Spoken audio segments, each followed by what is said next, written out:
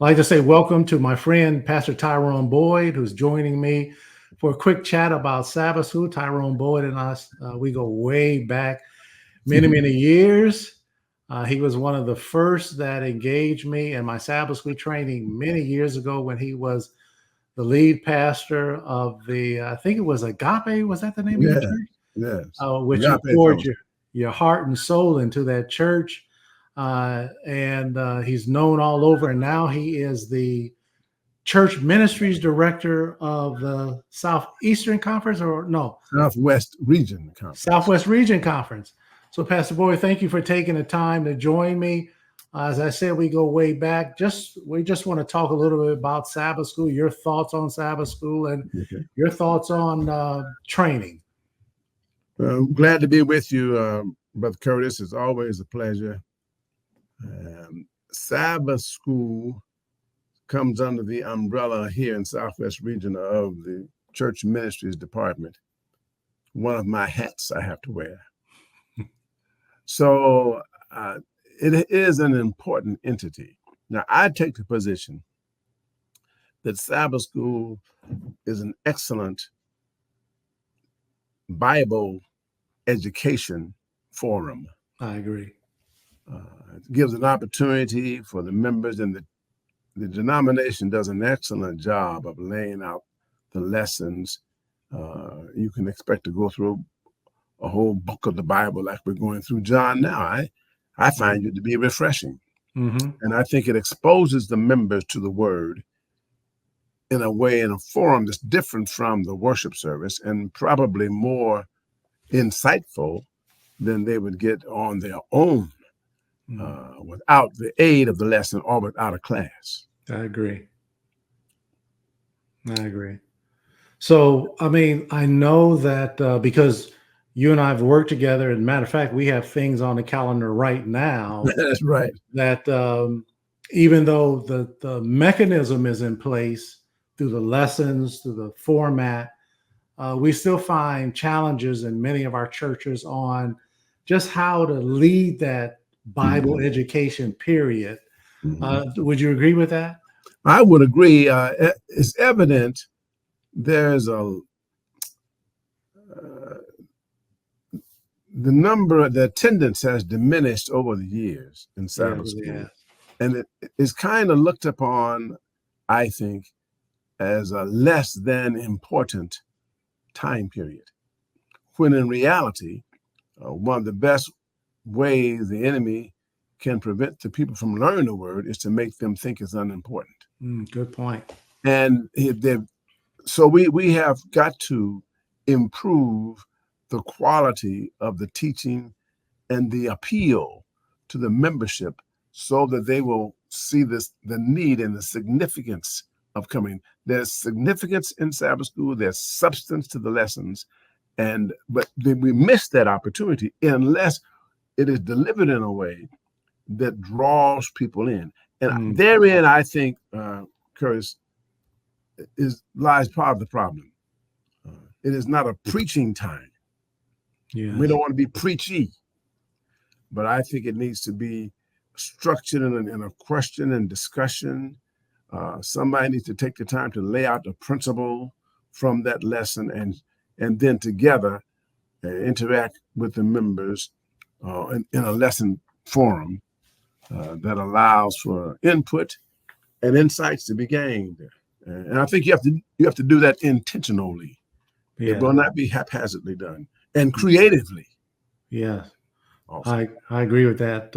I think you're spot on in how you diagnose the issue, and that's sort of like where I come in.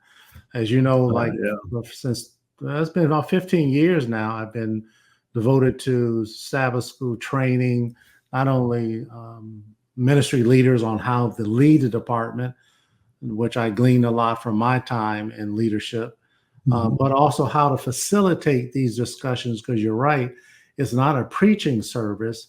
And I find that many of our teachers, although their intentions are well, they mean they're pouring their heart and souls into it, but until you know better, it's sometimes hard to do better.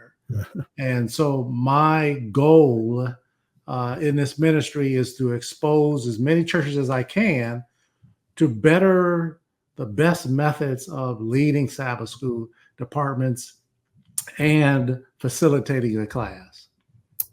Agreed. My experience with you in hitting the mark really has shown me that I think your process is sort of an exegetical process. Pastors will know what I mean, where you look at the passage and you exegete the text and you look for a theme, and from that theme you build your lesson plan or your curriculum or your study. Yeah. And I've been impressed with your process for years. And we have already, as you know, we have 2 dates set up in November for you to come. And we are asking at the Dallas Project where I am, we are requesting that all the teachers that want to teach in the coming year participate in this training. Yes.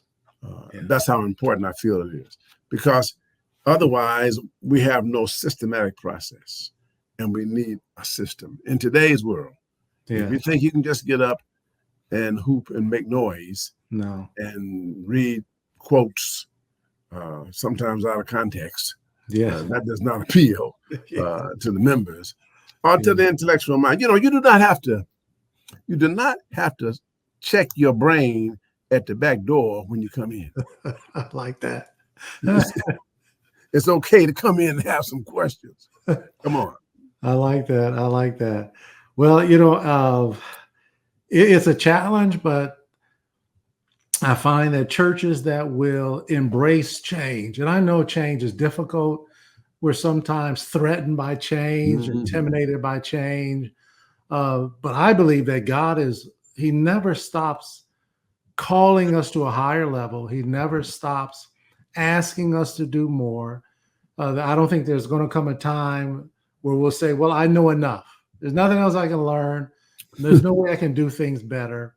And so my goal in interacting with people like yourself is to expose our teachers to some better methods to generate that conversation, because I know you'll agree, especially after COVID, our Sabbath schools have been decimated in many of our churches.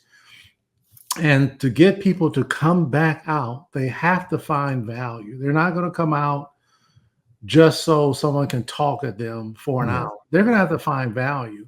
So we want our teachers to learn how to teach in a way that people find value in spending that time where they could spend it elsewhere.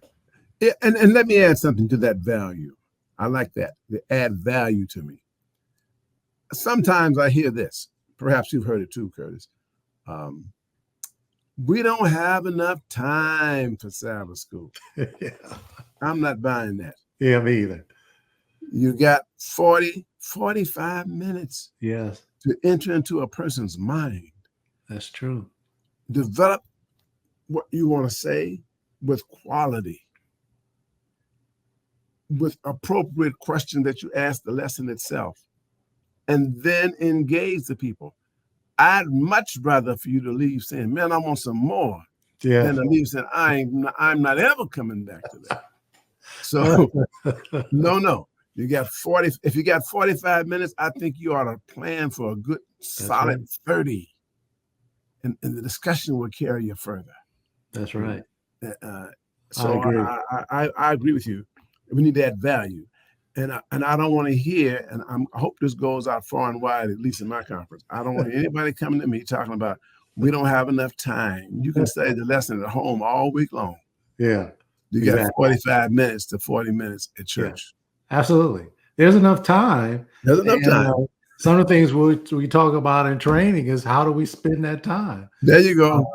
We want to, I've been using the analogy of taking your class on a flight, a Bible discussion flight. And I always tie it to, if you went to the airport and the pilot just drove around from gate to gate, went on this tarmac, that tarmac, and you're trying to get to Atlanta, you'd be quite upset. And sometimes our teachers don't realize that's where they're wasting their time. They're just going from gate to gate, tarmac to tarmac, instead of getting that class in the air. So those are some of the things that we'll train on. And I've, shared with your churches in the past. Yes. And I just want to encourage as many churches as possible. Get your people trained. Don't just assume because they're an elder or they know their Bible or they're an unlikable person that they know how to lead a discussion. Yes. It takes training, and it took me years to figure this thing out. But I realized that anyone who wants to, who is open to learning, can learn better ways to teach the Bible. Well, when you get to the point, where you know it all, yeah, you're going to have a problem. You will. See, when you're green, you'll grow. When you get too ripe, you begin to rot. So I think we need to allow our people to be training on your job. You get training. That's right. You have to go to be exposed to new processes. That's right. And new methodologies. The word would be the same, but how you deliver it and that meets the current issues of the day. Yes. Yeah. Absolutely. And I'm gonna throw this out. I don't know how you see this, but no more of this Monday's lesson. Tuesday's lesson. Yes. Wednesday. You're not gonna study a whole week in 45 minutes. No way. It's impossible. Get the point of what the days are talking about. Bring them together in one composite, and then let's get into the habit of draining out the sweetness of that scripture. Yeah. And delivering that. I agree.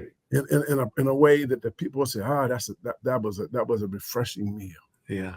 And let them go away saying, I want some more. Yeah, absolutely. Absolutely. So you stole some of my thunder because I talk a lot about that. But you're right. You can't cover all that in 45 minutes that somebody spent all week talking about. But for many teachers, that's intimidating because it's a crutch. Like, okay, I'm already nervous to be up front, So if the closer I follow this guy, but we're going to show them how you can lead a discussion, regardless of who is in your class. Here's the ways you can do it where you won't feel intimidated. The people will have a good time. And like you said, Pastor, they'll say, I want more. We didn't have enough time. And I promise people, when I lead a Sabbath School class, the first thing you're going to tell me at the end, we didn't have enough time. I don't want anybody to come and say, boy, that was long. I wait for you to quit. And boring. Yeah. So go ahead. Proper preparation prevents poor performance. You got to have some preparation. And to do that requires that you be exposed to some processes and training to help you. That's what I believe, Elder Hall. Thank you. That's some words. That's some words of wisdom. Well, I think that you would probably. I'm making a safe assumption that you will endorse my training ministry and encourage churches and other ministry leaders like yourself to take advantage of training for your churches and your teachers. I have endorsed you over the years. Yes, you have. Hit the mark. Sabbath School Training is some of the best out there. Yeah, thank you. Please know that. And that's why we have you coming to Southwest Region in just a few weeks again. That's right. Again. Yeah. Well, thank you so much. Thank you, Pastor Boyd. I thank you for the time that we had together. Thanks for sharing your thoughts and your wisdom. You gave us a lot of insight. We might need to team up in the future. Let's do it. Just be a team. But thank you so much, man. God bless you. God bless.